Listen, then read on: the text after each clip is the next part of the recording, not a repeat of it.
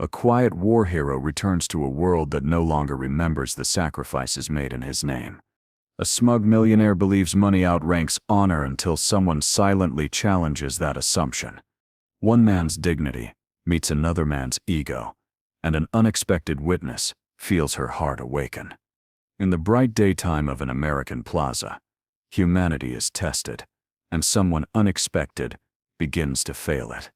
This single encounter is the spark, the moment where something unseen begins to shift. The afternoon sun stood high and merciless above the small Midwestern town, washing every brick wall and iron lamp post in clean daylight.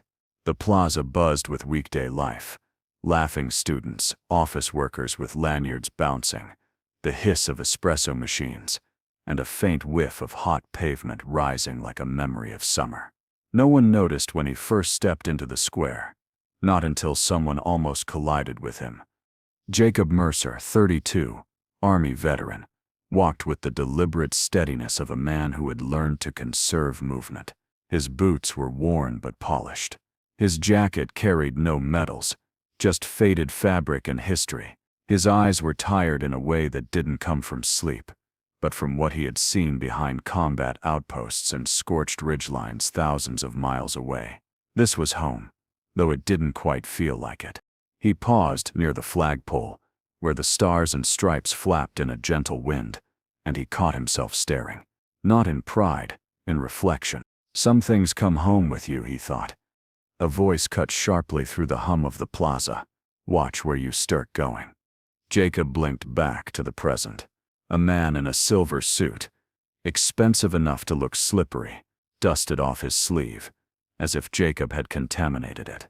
His hair was slick, his sunglasses reflective, and his expression flexed with impatience. Richard Thornwell, local tycoon, investor, board chairman of half the town's economy. People recognized him. People moved aside for him. Jacob didn't sit. My apologies, Jacob said calmly.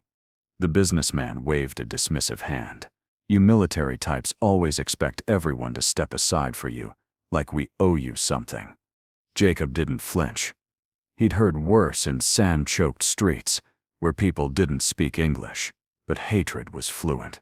Here the insult was softer, but it cut deeper somehow. Civilians had the freedom to be ungrateful. He had fought for that. I don't expect anything from you, sir, Jacob replied. Just basic courtesy. Richard scoffed. Courtesy. Right.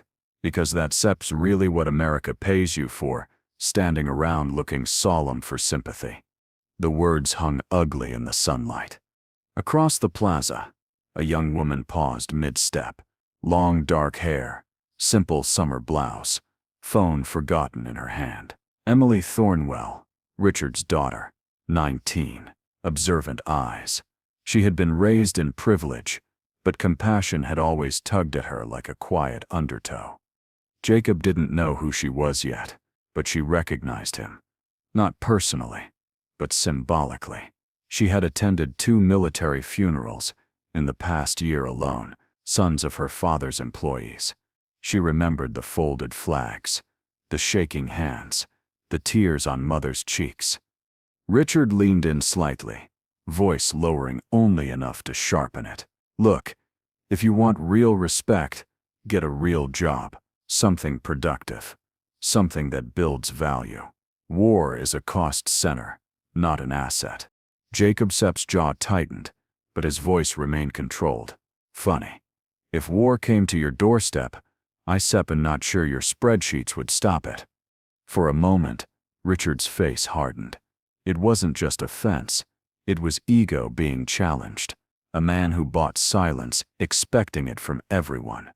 Emily couldn't help stepping closer now, drifting into earshot, though neither man noticed yet. And what exactly did you accomplish out there?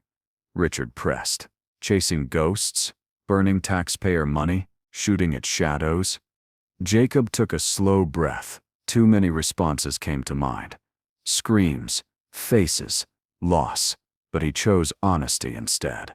I protected people who couldn't protect themselves, he said softly. I stood between innocent families, And violence. I did what most people pray someone else will do. Richard laughed. Actually laughed at that. You soldiers and your self-righteous myth of heroism. Meanwhile, I employ hundreds. I generate payrolls, taxes, livelihoods. Who contributed more to the country? Me or you? Jacob didn't answer immediately. And that silence, steady, unbending, felt like the loudest rebuttal in the plaza. A nearby barista froze while tamping coffee. An elderly couple stopped walking. A construction worker on a lunch break lowered his sandwich halfway to his mouth.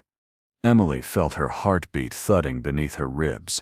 Something inside her recoiled from her father's arrogance, the way one recoils from touching something that feels wrong at the level of instinct. Richard gestured sarcastically. Nothing to say, that sips what I thought. Jacob finally spoke. Respect isn't something you can print on paper or wire into a bank account. It's something earned through how you treat other human beings. Richard turned, raising his hands, as if presenting evidence. This is what I am talking about. Soldiers always want moral credit, but they never want scrutiny. Jacob Sepp's gaze didn't waver. You want scrutiny? Fine. Every mission I took part in was to protect civilians. Every decision I made haunted me because it meant life or death, and every night I asked myself whether I had done enough. Does that count as scrutiny? The plaza had gone quiet. Even the pigeons seemed to hold still on the statue edges. Emily stepped forward, finally unable to remain an observer. Dad, maybe you. Richard snapped. Not now, Emily. She winced, silenced out of habit, but Jacob caught her expression. It told him everything. She didn't agree with her father. She never had. Richard turned back to Jacob. Listen, Sergeant, or Captain, or whatever borrowed rank you carried. You Citra relic. The future belongs to creators, innovators, entrepreneurs, not men with guns and trauma. Jacob felt a flicker of something. Not anger, sadness, because Richard truly didn't understand. I didn't carry a gun for glory, Jacob replied. I carried it because children needed to sleep at night, because someone had to stand in front of the danger instead of behind a desk. Emily said his voice came back, quiet but audible, and because someone had to care. Richard spun toward her, about to retort. But something in her eyes stopped him, something that didn't match his reflection of the world. Empathy. She looked at Jacob. Thank you for your service. The simple words landed with the force of a bell striking metal. Richard's face tightened, as though his own daughter had betrayed him. Jacob bowed his head slightly in acknowledgement. That means more than you know. For the first time, Richard's poise wavered. He glanced around, saw the stares, the judgment, the quiet condemnation of witnesses who had heard every word. He huffed stiffly. I don't have time for this. Then he strode toward his waiting black sedan parked a short distance away. Emily remained, watching him go. Something heavy and unspoken churned inside her. Jacob turned to leave as well, but as he stepped away, a voice called after him. Mr. Mercer? He paused. Emily's voice, soft, uncertain, yet determined. How do you keep going after everything? Jacob didn't answer at first. He looked toward the horizon where the plains stretched wide and sunlit. Then he replied. Voice almost a whisper, but one that carried. You keep going, because someone has to. Emily swallowed, absorbing it. Not as a line, but as a truth. And that was the moment, that fragile intersection of worlds, when she realized her father might be powerful, but he might not be right. And Jacob realized that perhaps someone still remembered what honor meant. Yet neither of them could guess how far this small moment would ripple, or how deeply it would challenge every loyalty and belief that was about to be tested. Because the real confrontation had only just begun. The plaza had begun to thin in the late afternoon, but not enough to erase the tension that lingered there like heat from sun-baked pavement. Emily Thornwell followed Jacob where he walked toward the bus stop, each step feeling like an act of quiet rebellion. She didn't speak at first, she just kept beside him, matching his pace. Jacob sensed her presence. "You don't need to follow me," he said gently. She shook her head. "No, I do." Jacob stopped, turning to face her. "Your father is wrong," she finished. Her eyes didn't waver, and I stepped in tired of being silent. Across the plaza, Richard Thornwell had stopped near his sedan, noticing his daughter wasn't behind him. His jaw clenched.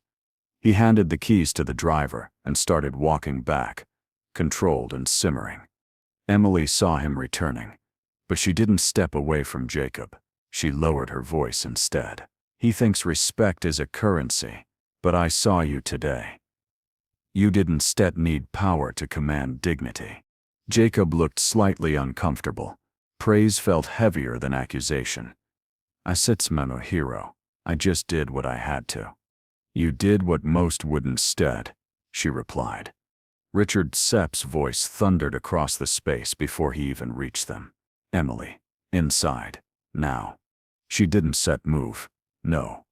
It was one syllable, but the plaza heard it like a strike of lightning. People turned. Conversations quieted. Even Richard paused, as if that small word had thrown him off balance. He approached slowly, like a lion refusing to believe a smaller creature had challenged him. "You will not embarrass me in public," he said. "You embarrassed yourself," she returned. Jacob stepped slightly aside, not leaving, but not wanting to be the reason a daughter and father collided. Richard rounded on him instantly. You think hiding behind my daughter Sip's sympathy will make this better?" Jacob exhaled once through his nose. "I said I'm not hiding behind anyone." Richard laughed in disbelief. "You soldiers love playing martyr. Maybe tell her the truth. Men like you don't know what to do without conflict. You need something to fight." Jacob's eyes shifted, not angry, but something worse. Distant, shadows of something unseen flickered through them. He answered without looking at Richard. "You're right. I did fight, but I didn't choose the battles. I chose to protect the people caught in them." Emily watched Jacob's expression, feeling something ache in her chest. "You lost someone," she whispered. Jacob nodded slowly. He didn't elaborate, but he didn't have to. His silence filled in enough. In that moment, the young construction worker from earlier spoke up from a bench nearby. "My brother died in service," he said softly. "I respect this man." Richard ignored him. "Sympathy is cheap," he snapped. "Who did you save, soldier? Who remembers your name?" Jacob looked at him, and for the first time today, emotion cracked through the calm. "There was a boy," he said softly. 8 years old. His village was under siege. I got him out. I don't know his name, but I remember his eyes. I remember his hand holding mine, and I remember that if I had been 1 second later." He didn't finish. Emily Sipp's voice broke the silence. "You measure worth in money. He measures worth in lives." Then she turned to Jacob. "My father has always believed wealth makes righteousness. But today, something felt different." Richard Zitt's eyes narrowed at her phrasing. "Different how?" She didn't look at him. She looked at Jacob, and her words came like confession. "I wasn't thanking him because he was a soldier. I was thanking him because he reminded me of the kind of person I want to be." Richard Sepp's face darkened. Anger, yes, but also fear. The fear of losing control over a narrative, over his child Sepp's worldview. "Emily," he said low and deadly. "You don't know this man. You don't know where he Sepp's from. You don't know." "You said wrong," she said firmly. "I know he honest. I know he honest. I know he honest. Need to belittle others to feel strong." Richard Sepp's stare cut sharp as a blade. "Decent," he echoed. Then he said to Jacob, "Tell her what you done at Sess. Tell her what you saw. Tell her what you did. Show her the ugliness behind your noble fables. Jacob finally spoke, voice raw but steady. War is ugly. Yes, I've seen people die. I've lost men I would have taken bullets for. I've gone nights without sleep, because I feared what morning would bring. He paused. But I never hated the world for it. I never came home thinking compassion was weakness. It was a quiet rebuke, but it hit Richard harder than any shouting could have. Because in the echo of it, the town seemed to silently agree. A few more voices joined. You did good, son, an older man murmured. Thank you for serving, a woman added. Richard looked around and saw eyes that judged him, not Jacob. He straightened his jacket. Public sentiment is fickle, he said sharply. And all of you are forgetting one thing. Influence matters. Legacy matters. My name will be remembered in this town long after this soldier is forgotten. Emily Sepp's reply came like a strike of truth. Your name may be remembered, she said, but the memory of it will depend entirely on how you treated others. Richard froze. And Jacob, quiet Jacob, finally looked Richard squarely in the eye. You asked whose name will be remembered. He paused. It won't set be mine. It won't set be yours. It will be the names of those we lift up instead of tear down. Richard Sepp's mouth opened, but no words came. Jacob turned slightly, as if to leave, but Emily stopped him with a question that made the entire plaza lean in. What are you going to do now? Jacob studied her eyes. She wasn't asking about the day, she was asking about life. And he answered with honesty. I don't know, but maybe I still finally start living for myself. Emily nodded slowly, letting that settle. Then Richard spoke, quietly, unexpectedly. You don't recognize me, do you? Jacob frowned, confused. Should I? Richard's voice dropped, almost a whisper. You saved that little boy, 12 years ago, in a village near Ralabad. He swallowed. That boy was my son. Jacob Sepp's breath stopped in his chest. Emily stared at her father, stunned. Richard continued, voice fractured. I never thanked the man who brought him home alive. A silence heavier than grief blanketed the plaza. Jacob couldn't speak. Emily looked between them, between savior and skeptic, her understanding shifting in an instant. Richard whispered, I didn't know it was you. Jacob's voice finally broke through. Soft, stunned, uncertain. And what happens now? The question hung in the air, unanswered, trembling, as daylight stretched long shadows across their feet, and the world seemed to tip into a future none of them had been prepared to face.